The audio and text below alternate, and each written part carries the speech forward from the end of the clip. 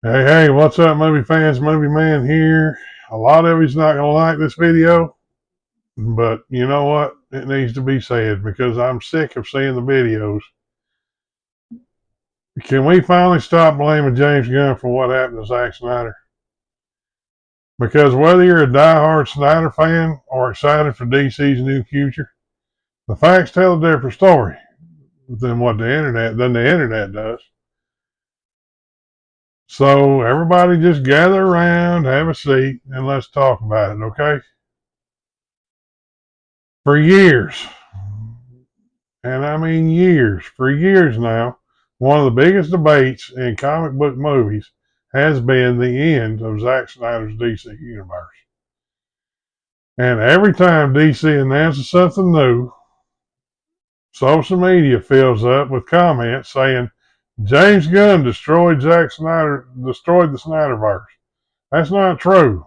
That's not even close to being true. But here's the problem. James Gunn didn't make the decisions that ended Zack Snyder's era.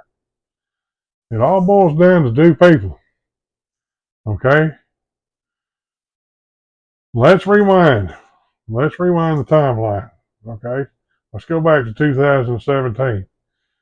Zack Snyder stepped away from Justice League in 2017 following a personal family tragedy. His daughter passed away. The theatrical version was completed under a different creative direction, and fans were understandably disappointed. Fans were downright pissed off about it. Years later, the incredible fan campaign led to the release of the Zack Snyder's Justice League in 2021, and it was awesome. That's the one we should have got.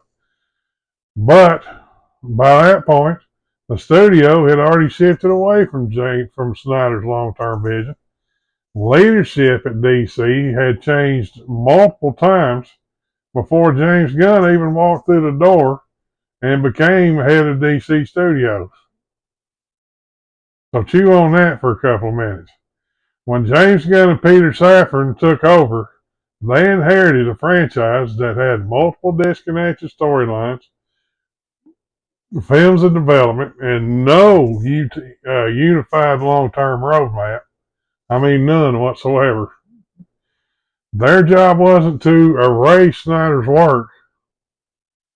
It was to build a completely shared universe from the ground up. And that's exactly what they're doing. Okay? Whether you agree with that decision or not, it's important to understand who actually made it.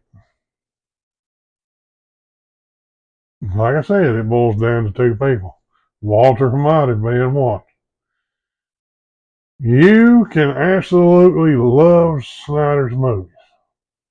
And I was a fan of the Snyderverse. I really was. You can wish his original story had continued, and I really do. I really wish his story could have continued. And you can also give James Gunn a fair chance to tell his own stories. Bam! Those ideas don't have to compete with each other. All right? Comic book fans should be celebrating great storytelling, not fighting over which filmmaker deserves all the blame. At the end of the day, Zack Snyder left a long-lasting mark on DC movies. James Gunn is now trying to create a new legacy of his own, and history can appreciate both. They're both great filmmakers. They've talked together, but blaming James Gunn for decisions that were already in motion long before the man even walked through the door, that's got to stop. All right. Now I want to hear from you. Do you think James Gunn gets unfairly blamed for the end of the Snyderverse, or do you think fans have a valid reason to hold him responsible? Personally, you don't have a valid reason. You just keep it respectable. Drop your thoughts in the comments. Let me know how you feel. And even if you enjoy movie news and theories and honest discussions like this about Hollywood and movies, subscribe to my channel, and I'll see you at the movies. Catch y'all later.